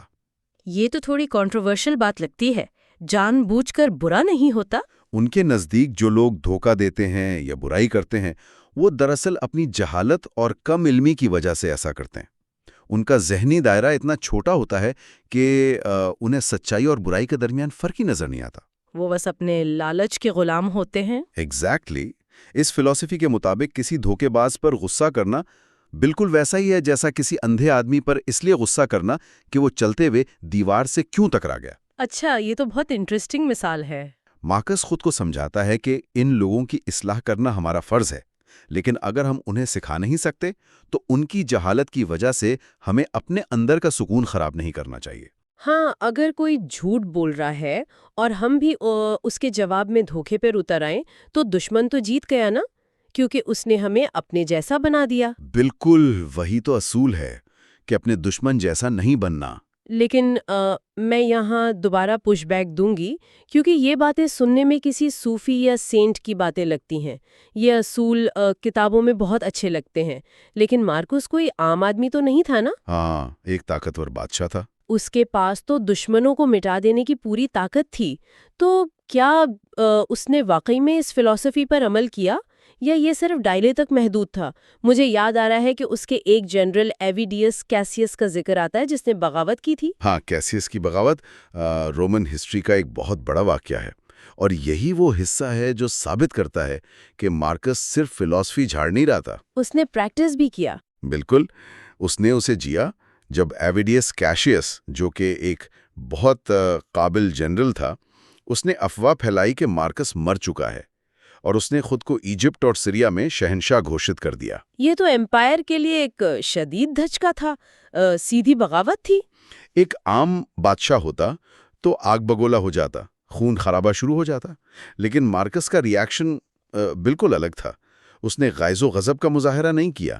اس نے دراصل اپنی فوج سے خطاب کرتے ہوئے کہا کہ میری سب سے بڑی خواہش یہ ہے کہ اس مسئلے کو بغیر خون بہائے حل کیا جائے۔ کیا اس نے اسے معاف کرنے کا سوچا تھا؟ اس نے سیدھا کہا کہ میں کیسیس کو معاف کر دینا چاہتا ہوں تاکہ دنیا کو دکھایا جا سکے کہ انسانیت ابھی زندہ ہے۔ اور جب کیسیس کو اس کے اپنے ہی ساتھیوں نے قتل کر دیا انعام کے لالچ میں۔ اچھا، تو دوستوں نے اسے مار دیا؟ کر دیا۔ اس نے قاتلوں کو سزا تو نہیں دی، لیکن انہیں انعام دینے سے بھی انکار کر دیا، اور اس بات پر شدید دکھ کا اظہار کیا کہ اسے ایک پرانے دوست کو معاف کرنے کا موقع نہیں مل سکا۔ او واو! یہ واقعہ تو دراصل لیونگ ٹروتھفلی اور انصاف کی اصل مثال بیان کرتا ہے۔ یہاں یہ واضح کرنا بہت ضروری ہے کہ لیگل جسٹس یعنی قانونی انصاف اور ذاتی انتقام میں زمین آسمان کا فرق ہے۔ بالکل فرق ہے۔ مارکس نے اپنی فوج ضرور جمع کی تھی اسے روکنے کے لیے، کیونکہ شاہنشاہ ہونے کے ناطے عوام کی حفاظت اس کا قانونی فرض تھا۔ وہ اسٹیٹ کا مسئلہ تھا، لیکن اس کے اپنے دل میں کیسیس کے لیے کوئی ذاتی حساد یا نفرت نہیں تھی۔ صحیح کہا، اپنا کام کیا جائے، دشمن کو روکا جائے، لیکن جذباتی طور پر اس کے ساتھ اٹیچ ہو کر اپنے اندر زہر نہ بھرا جائے۔ بک 9 اسی بات کو ہائی لائٹ کرتی ہے کہ انصاف سب سے بڑا فرض ہے، اور کسی کا حق مارنا دراصل کائنات کے نیچرل لا کے خلاف بغاوت ہے۔ اور جو شخص ناانصافی کرتا ہے وہ دراصل اپنے ہی ذہن کو عذاب میں ڈالتا ہے۔ اسی لیے مارکس اوریلیس کہتا تھا کہ سچائی پر قائم رہنا ایک ایکٹیو مینٹل سٹرینگتھ کی نشانی ہے۔ جو لوگ جلدی ری ایکٹ کرتے ہیں وہ دراصل کمزور ہوتے ہیں۔ ہاں، ان کا اپنے جذبات پر کوئی کنٹرول نہیں ہوتا نا۔ لیکن جو شخص ناانصافی دیکھ کر اپنا بیلنس برقرار رکھے، وہی دراصل عظیم طاقت کا مالک ہے۔ وہی اصل میں طاقتور ہے جو اپنی لائف کو یونیورس کے ریزن کے ساتھ الائن کر لیتا ہے۔ کیا بہترین تجزیہ ہے! ان چاروں کتابوں یعنی بک 6 سے لے کر IX تک کے سارے افکار کا اگر نچوڑ نکالا جائے تو ایک بات صاف سمجھ آتی ہے۔ ایک پرسکون اور عظیم زندگی کا راز صرف جیتنے یا طاقت اکٹھی کرنے میں نہیں ہے۔ بالکل نہیں۔ بلکہ یہ ایک ایسا ذہنی نظام ہے جہاں انسان تعریف اور شہرت کے کھوکھلے پن سے آزاد ہو، جہاں آنے والی ہر رکاوٹ کو ایندھن کی طرح استعمال کر کے آگے بڑھنے کا راستہ بنایا جائے، اور دشمن کی جہالت اور برائی کو اپنے کردار پر اثر انداز ہونے سے روکا جائے۔ یہ ایک مسلسل ذہنی ایکسرسائز ہے جو پاور کے نشے کو اتار کر انسان کو زمین پر رکھتی ہے۔ اپنے آخری حصے میں ہم مارکس اوریلیس کی بڑھاپے، موت اور تقدیر کے ساتھ حتمی سمجھوتے کے بارے میں آخری دانشمندی پر گفتگو کریں گے، لیکن اس سے پہلے سننے والوں کے لیے ایک انتہائی اہم اور چبھنے والا آخری سوال ذہن میں ضرور آتا ہے۔ اور وہ سوال کیا ہے؟ اگر اس پوری اسٹوئک فلسفی کو ہم لٹرلی اپنا لیں، اگر ہم ہر ناانصافی کو دوسروں کی لا علمی سمجھ کر قبول کر لیں اور ہر رکاوٹ کو کائنات کی فطرت مان لیں، تو کیا ہم بالکل پیسو اور متحرک نہ رہنے والے نہیں ہو جائیں گے؟ یہ گہرا سوال ہے۔ کہ بے نیازی اور سکون ہمیں اس جنون اور بے چینی سے محروم نہیں کر دیتا جو اس دنیا میں نیا انقلاب لانے یا برسوں سے قائم کسی ظلم کے نظام کو اکھاڑ پھینکنے کے لیے ضروری ہوتا ہے؟ یہ وہ الجھن ہے جس پر ہم سب کو غور کرنا چاہیے۔ تو تصور کریں کہ ایک سرد اور تاریک رات ہے۔ رومن امپائر جو اس وقت دنیا کی سب سے بڑی سلطنت ہے، اس کی سرحدوں پر جنگ کے بادل منڈرا رہے ہیں، اور ایک خیمے کے اندر دنیا کا طاقتور ترین انسان شہنشاہ مارکس اوریلیس بالکل اکیلا بیٹھا ہے۔ اور وہ کوئی جنگ کی پلاننگ نہیں کر رہا ہے نا؟ بالکل نہیں۔ وہ کوئی جنگی حکمت عملی نہیں بنا رہا، کسی دشمن کو کچلنے کا منصوبہ نہیں لکھ رہا، بلکہ وہ ایک مدھم سی روشنی میں اپنی ڈائری میں موت، فانی ہونے کے احساس اور زندگی کے اختتام کو تسلیم کرنے کے بارے میں لکھ رہا ہے۔ جیسے جیسے اس کے دور حکومت کا اختتام قریب آ رہا ہے، اس کی تحریریں کائنات کے اس اٹل قانون پر مزید گہری اور پراسرار ہوتی جا رہی ہیں۔ تو آج کا ہمارا مشن اسی ڈائری کے آخری حصے، یعنی ان افکار کا جائزہ لینا ہے جہاں وہ موت اور انسانیت کے ساتھ اپنی مصالحت کا آخری باب رقم کرتا ہے۔ ہم 10ویں، 11ویں اور 12ویں کتاب کا جائزہ لیں گے۔ تو چلیں اس کو تھوڑا تفصیل سے سمجھتے ہیں۔ یہ ایک انتہائی مسحور کن منظر ہے۔ ایک ایسا شخص جس کے ایک اشارے پر فوجیں حرکت میں آ جاتی تھیں، جس کے پاس ہر دنیاوی طاقت موجود تھی، وہ اس طاقت کے نشے میں گم ہونے کے بجائے خود کو کائنات کے سامنے ایک انتہائی حقیر اور فانی وجود کے طور پر دیکھ رہا تھا، جو کہ عام طور پر بادشاہوں کا رویہ ہوتا نہیں ہے۔ 100% درست۔ وہ جانتا تھا کہ طاقت، شہرت، دولت یہ سب بس عارضی چیزیں ہیں۔ جو چیز حتمی ہے وہ فطرت کا قانون ہے، یعنی ہماری آخری منزل موت۔ اس کی کتاب میڈیٹیشنز کے ان آخری ابواب میں ایک کشمکش اور پھر اس کے بعد ملنے والا ایک گہرا سکون بہت واضح نظر آتا ہے۔ اور اس سکون تک پہنچنے کے لیے اس نے سب سے پہلے اپنا زاویہ نگاہ بدلا۔ وہ 10ویں کتاب میں زندگی کو مکمل غیر جانبداری سے دیکھنے کی مشق کرتا ہے۔ اچھا، یہ زاویہ نگاہ، اس کو وہ کیسے بیان کرتا ہے؟ کیونکہ ظاہر ہے ایک عام انسان کے لیے غیر جانبدار ہونا یا چیزوں کو ان کے اثر سے الگ کر کے دیکھنا بہت ہی مشکل کام ہے۔ ہم تو چھوٹی چھوٹی باتوں پر الگ جاتے ہیں۔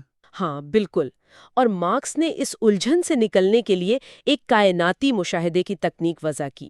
وہ مشورہ دیتا ہے کہ انسان اپنی زندگی کو ایسے دیکھے جیسے وہ کسی بہت بلند مقام پر کھڑا ہو، مثال کے طور پر ایک اونچا اہرام یا کسی بلند و بالا پہاڑ کی چوٹی پر۔ صحیح۔ اور وہاں سے نیچے دیکھیں؟ بالکل، وہاں سے نیچے دیکھ کر انسانی ہجوم، فوجوں کے مارچ، شادیوں کی تقریبات، اموات اور تہواروں کا مشاہدہ کریں۔ وہ کہتا ہے کہ جب ہم اس بلندی سے دیکھتے ہیں نا، تو احساس ہوتا ہے کہ دنیا کے بظاہر بڑے بڑے مسائل، تنازعات اور وہ چیزیں جن پر ہم پوری زندگی پریشان رہتے ہیں، دراصل بہت چھوٹی اور ایک کائناتی نظام کا محض ایک معمولی سا حصہ ہیں۔ یہ کائناتی بلندی والا تصور سننے میں تو بہت شاندار لگتا ہے۔ میں اس کو ایک جدید دور کی تمثیل سے جوڑنے کی کوشش کرتا ہوں۔ یہ بالکل ایسا ہے جیسے ہم کسی سڑک پر ٹریفک جیم میں بری طرح پھنسے ہوں، ہارن بج رہے ہوں، دھواں ہو، لوگوں کے چہروں پر تناؤ ہو اور ہمیں شدید غصہ آ رہا ہو۔ ہاں، جو کہ روز کا ہی کام ہے۔ بالکل، لیکن اگر ہم اسی ٹریفک کو ایک ڈرون کیمرے کی مدد سے کئی سو فٹ اوپر سے دیکھیں تو وہ ایک خوبصورت اور منظم پیٹرن نظر آتا ہے، جس میں سرخ اور سفید روشنیوں کی لکیریں ایک خاص ترتیب میں بہہ رہی ہوتی ہیں۔ مطلب نیچے جو چیز اذیتناک لگ رہی تھی، اوپر سے وہی چیز کائنات کی ایک منظم حرکت لگتی ہے۔ واو، یہ ڈرون کیمرے والی مثال اس تصور کی بہترین عکاسی کرتی ہے۔ بلندی سے دیکھنے کا مقصد یہی ہے کہ ہم وقتی جذبات سے بالاتر ہو کر حقائق کو ان کی اصل حالت میں دیکھ سکیں۔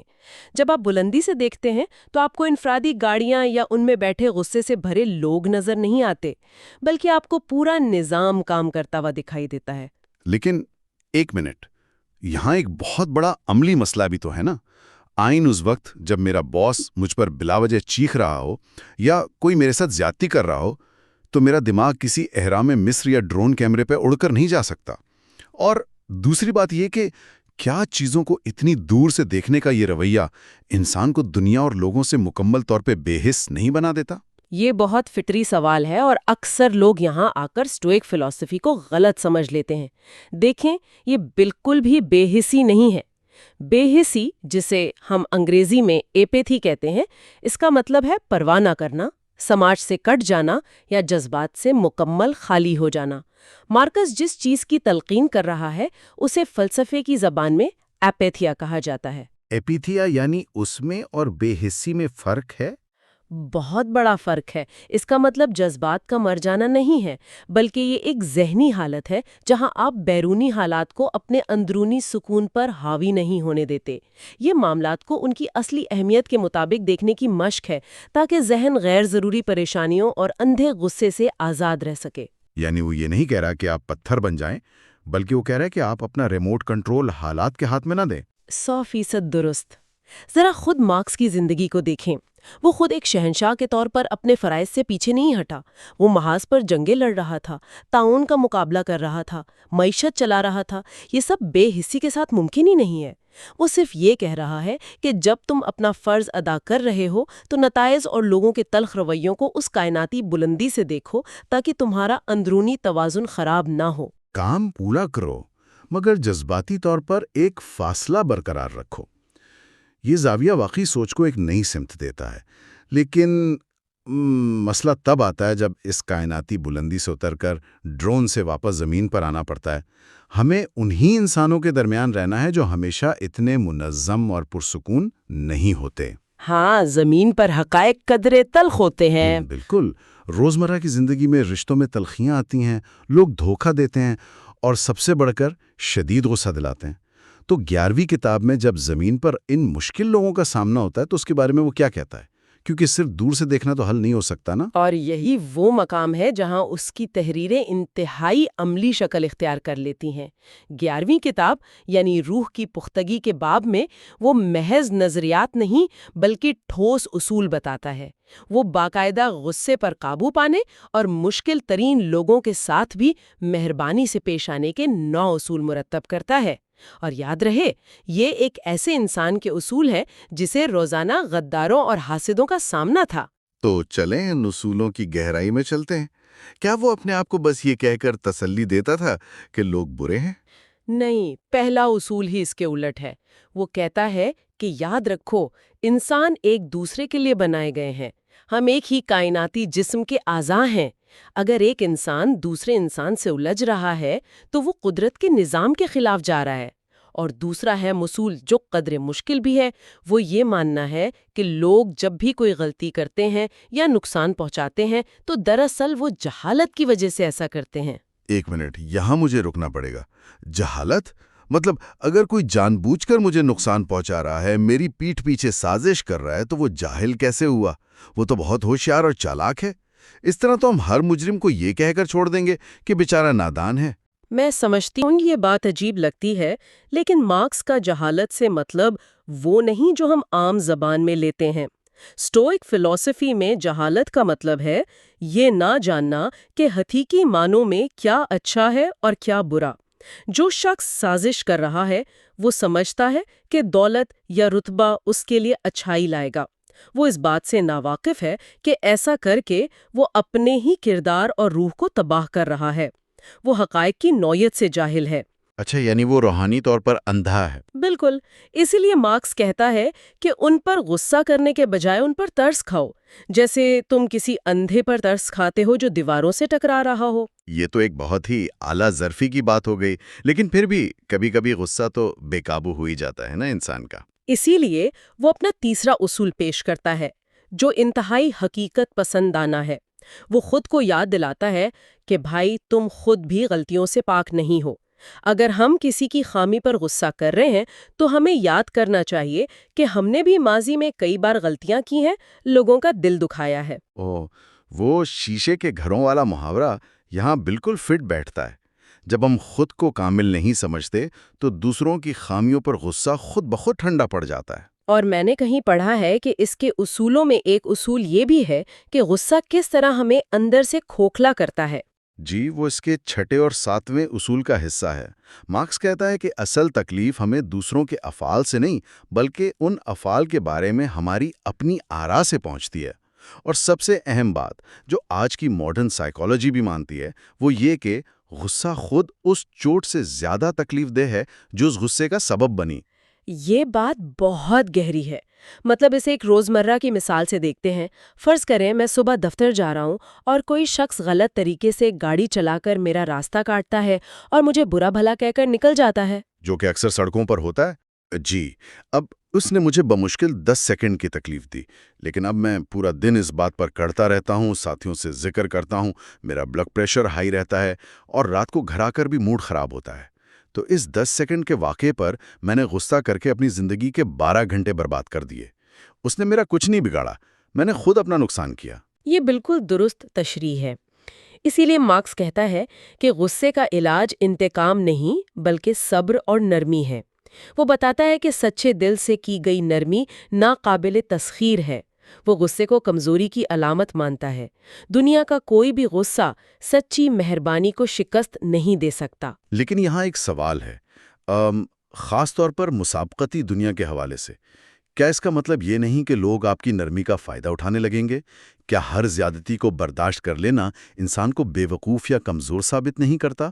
اس طرح تو دنیا آپ کو کچل کر آگے نکل جائے گی۔ دیکھیں، مارکس اوریلس ایک وسیع سلطنت کا حکمران تھا۔ وہ کوئی کمزور انسان نہیں تھا۔ اس کے نزدیک نرمی کا مطلب اپنے حق چھوڑنا یا ظلم برداشت کرنا نہیں ہے۔ اس کا مطلب ہے کہ جواب دیتے وقت آپ اپنا اندرونی توازن نہ کھوئیں۔ غصہ تو کوئی بھی کر سکتا ہے، جانور بھی غصہ کرتے ہیں، لیکن جو انسان شدید اشتعال کے ماحول میں بھی اپنے اصولوں پر قائم رہے وہی اصل فاتح ہے۔ یعنی اپنے ذہن کی کمان اپنے ہاتھ میں رکھنا۔ بالکل۔ جب کوئی آپ کو نقصان پہنچاتا ہے اور آپ پرسکون انداز میں مقابلہ کرتے ہیں تو آپ نے اس شخص کو اپنے ذہن پر قابو پانے کی طاقت نہیں دی۔ مارکس نے اسے عملی طور پر ثابت بھی کیا۔ جب اس کے قریبی دوست ایویڈس کیسیس نے بغاوت کی تو مارکس نے غصے میں خون نہیں بہایا۔ جب کیسیس مارا گیا تو مارکس نے اس کے خاندان کو معاف کر دیا، کیونکہ وہ مانتا تھا کہ انتقام کے ذریعے ہم اس برائی کا حصہ بن جاتے ہیں، جبکہ معافی ہمیں اس سے بلند کر دیتی ہے۔ یہ طاقت کی ایک بالکل مختلف تعریف ہے۔ مطلب جو انسان آپ کے جذبات کو بھڑکا سکتا ہے وہ دراصل آپ کا ماسٹر بن جاتا ہے۔ اگر آپ کسی کے تانے سے مشتعل ہو جاتے ہیں تو آپ کے جذبات کا ریموٹ کنٹرول اس کے ہاتھ میں ہے۔ یہ نقطہ نظر تو رشتوں کو دیکھنے کا انداز ہی بدل دیتا ہے، اور شاید جب ہم اس سطح سے اوپر اٹھتے ہیں تو ہمیں وہ روحانی تعلق نظر آتا ہے جس کا ذکر وہ 12ویں کتاب میں کرتا ہے۔ بالکل، اور یہ اس کے فلسفے کا سب سے گہرا حصہ ہے۔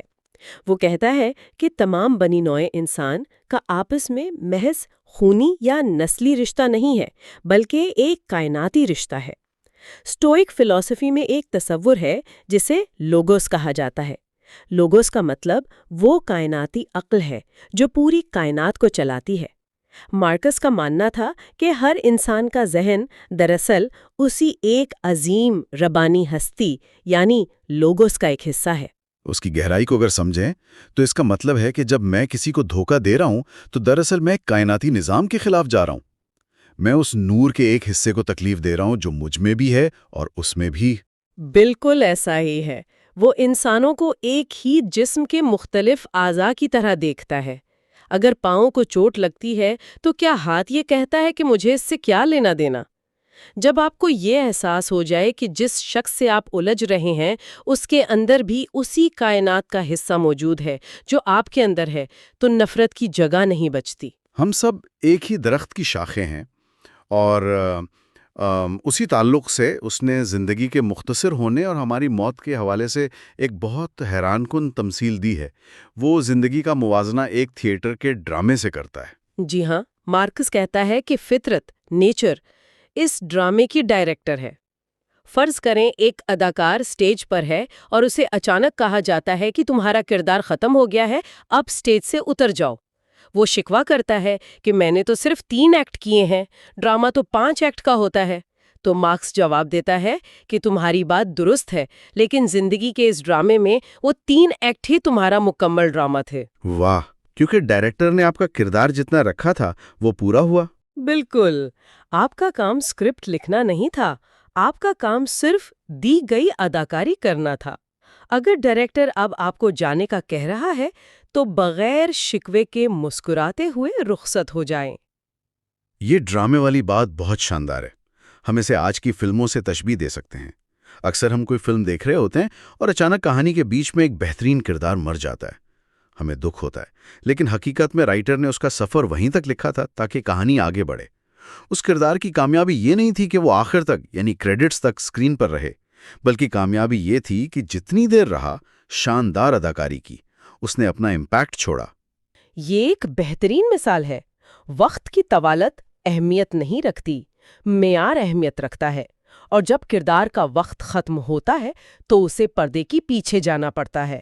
اور یہی وہ مقام ہے جو ہماری گفتگو کا اور اس ڈائری کا آخری باب ہے، موت کے ساتھ مصالحت۔ موت، ایک ایسا لفظ جو سنتے ہی انسان کے اندر خوف کی لہر دوڑ جاتی ہے۔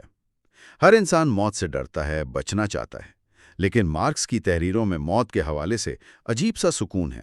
وہ اسے دشمن نہیں مانتا۔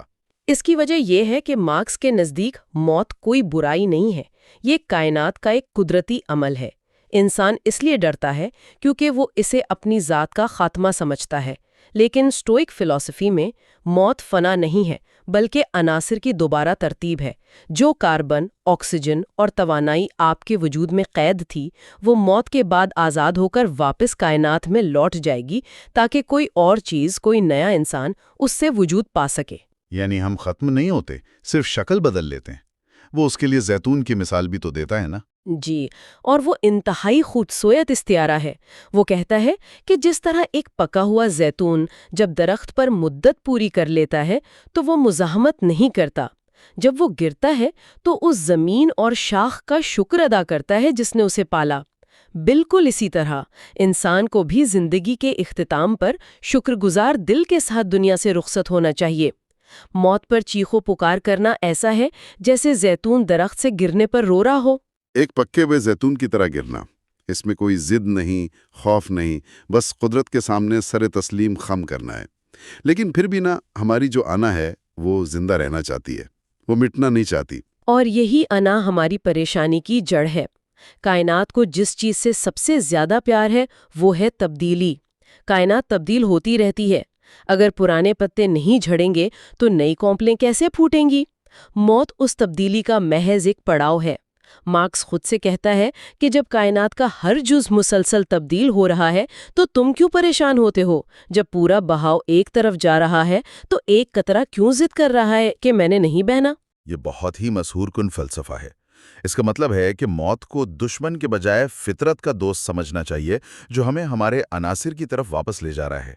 اسکرپٹ ختم ہوا، پردہ گرا اور اب نئے اداکاروں کی باری ہے۔ اور اسی مقام پر مارکس کی ڈائری اپنا مقصد پورا کرتی ہے۔ اس نے موت کو گلے لگانے اور غصے کو قابو کرنے کا جو انداز سکھایا وہ اس کی کسی بھی فتح سے بڑا تھا۔ اس نے ثابت کیا کہ حقیقی آزادی تب ملتی ہے جب انسان کائنات کے بہاؤ کے ساتھ خود کو ہم آہنگ کر لیتا ہے۔ اور یہی اس کی تحریروں کی اصل طاقت ہے۔ وہ ہمیں سکھاتا ہے کہ بیرونی دنیا کتنی ہی ہنگامہ خیز کیوں نہ ہو، انسان کی اصل پناہ گاہ اس کے اپنے اندر کا سکون ہے، اور وہ سکون زاویہ نگاہ بدلنے سے ملتا ہے۔ واہ، یہ تفصیلی جائزہ واقعی ذہن کے کئی دریچے کھولتا ہے۔ ہم نے کائنات کو بلندی سے دیکھنے کی بات کی، غصے پر قابو پانے کے اصول سمجھے اور بالآخر موت کے ساتھ ایک پرسکون مصالحت تک کا سفر طے کیا۔ لیکن اس کے اختتام پر ہم ایک ایسا سوال چھوڑ کر جا رہے ہیں جس پر غور کرنا ہم سب کے لیے ضروری ہے۔ اگر موت واقعی محض فطرت کا ایک طریقہ ہے جس سے وہ پرانے کرداروں کے لباس نئے اداکاروں کے لیے ریسائیکل کرتی ہے، تو کیا یہ سوچ آج کے دن ہمارے جینے کا انداز بدل نہیں دیتی؟ ذرا سوچیں، کیا ہو اگر ہم آج سے اپنے ارد گرد موجود ہر انسان کو، چاہے وہ سڑک پر ہارن بجانے والا شخص ہو یا بلا وجہ مخالفت کرنے والا کولیگ ہو، اسے ایک ظالم مخالف کی بجائے اپنے ہی سٹیج پلے کا ایک ساتھی اداکار سمجھ کر اس کے ساتھ برتاؤ کریں؟ ہم سب ایک ہی اسکرپٹ کا حصہ ہیں اور ہم سب کا ڈرامہ بہت جلد ختم ہونے والا ہے۔ تو کیوں نہ لڑنے کے بجائے ہم اپنی بہترین اداکاری کریں اور ایک دوسرے پر مہربانی کریں؟ ہم باقاعدہ طور پر پاسٹ ٹو پریزنٹ کمیونٹی کا تہہ دل سے شکریہ ادا کرتے ہیں کہ وہ اس عظیم فکری سفر میں ہمارے ساتھ رہے۔ یہ جاننا واقعی دلچسپ ہوگا کہ ہم سب ان 2000 سال پرانے افکار کو اپنی جدید زندگی اور مسائل پر کیسے لاگو کرتے ہیں۔ کامنٹس میں بتائیے گا۔ یاد رکھیں، وہ رومن شہنشاہ جو خیمے میں اکیلا بیٹھا تھا، اس نے سکھایا کہ ہماری اصل طاقت ہمارے اندر ہے، اس پرسکون ذہن میں جو فطرت کے فیصلوں کو کھلے دل سے قبول کرتا ہے۔ اور سب سے بڑھ کر یہ کہ ہم ڈرامے کی طوالت پر نہیں بلکہ اپنے کردار کی ادائیگی پر توجہ دیں۔ بالکل صحیح۔ تو پھر اگلے جائزے تک اپنے کردار کو پوری ایمانداری سے نبھاتے رہیں اور اس عظیم کائناتی ڈرامے کا لطف اٹھائیں۔